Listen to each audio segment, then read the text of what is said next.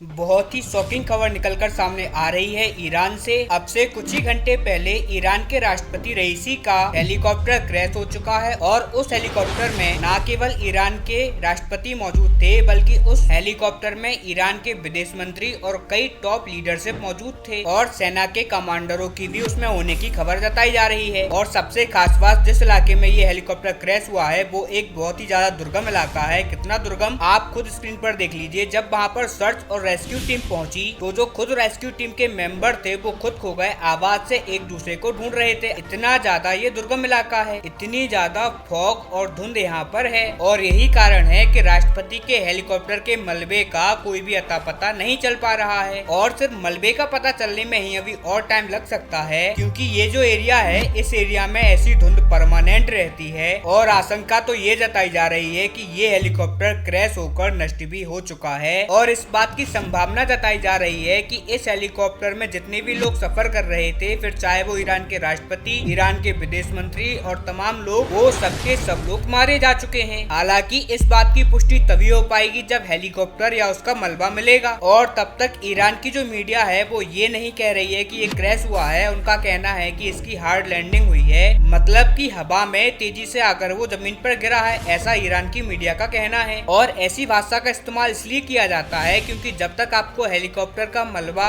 नहीं मिल जाता तब तक आप उसको क्रैश नहीं कह सकते। इसीलिए ईरान की जो पूरी सर्च और रेस्क्यू टीम है वो पूरे के पूरे इलाके को छान रही है, रेस्क्यू कर रही है और कोशिश कर रही है कि कोई ना कोई मिल जाए, कोई मलबा मिल जाए, कोई सुराग मिल जाए और कोई ना कोई तो जिंदा हो ही। लेकिन अगर ऐसा नहीं होता है और राष्ट्रपति समेत तमाम लोग मारे जाते हैं तो यकीन मानिए ये ईरान के लिए सदी का सबसे बड़ा झटका है, क्योंकि ऐसे वक्त में जब ईरान और इजराइल का युद्ध चल रहा है तब ईरान के राष्ट्रपति और ईरान के विदेश मंत्री से ज्यादा महत्वपूर्ण ईरान के लिए और कुछ भी नहीं है। अगर ये मारे जाते हैं तो इनकी पूरी की पूरी लीडरशिप खत्म हो चुकी होगी और ईरान की रीढ़ की हड्डी टूटने की तरह माना जाएगा। और इसीलिए आप समझ सकते हैं कि ये कितना बड़ा झटका है और इस सब का शक जा रहा है इजराइल के ऊपर, स्पेशली इजराइल की खुफिया एजेंसी मोसाद पर, कि कहीं मोसाद ने तो कुछ ऐसी दुर्घटना को अंजाम नहीं दिया है। लेकिन इससे ज्यादा शक उठ रहा है खुद ईरान पर। ईरान ऐसे वक्त में जब उसका सामना ईरान के सबसे बड़े शत्रु इजराइल से हो रहा है, जो कि ऐसे ही काम करने के लिए जाना जाता है, तो फिर आपने आपके सारे के सारे महत्वपूर्ण लीडरशिप को सिर्फ एक ही हेलीकॉप्टर में एक साथ क्यों भेज दिया, और वो भी ऐसे हेलीकॉप्टर में जो कि सोवियत जमाने के हैं, जिनकी आपसे प्रॉपर मेंटेनेंस भी नहीं होती। आपके राष्ट्रपति, आपके विदेश मंत्री और पूरी की पूरी लीडरशिप उस पर सफर कैसे कर रही है। ऐसे में ईरान पर सवाल ईरान की इंटरनल पॉलिसी और इंटरनल पॉलिटिक्स पर भी उठ रहे हैं, जो कि वहाँ की लीडरशिप में होते आए हैं। और यही कारण है कि ये मामला उलझता जा रहा है, लेकिन सुलझेगा तब जब इस हेलीकॉप्टर का मलबा मिलेगा और आगे की जानकारी मिल पाएगी। खैर, मैं इस पूरे मामले पर नजर बनाए हुए हूँ। इस पर जैसे ही कोई भी अपडेट आता है मैं आपको तुरंत सूचित करूंगा। तब तक आप इस चैनल को सब्सक्राइब कर इस वीडियो को लाइक करना ना भूलें।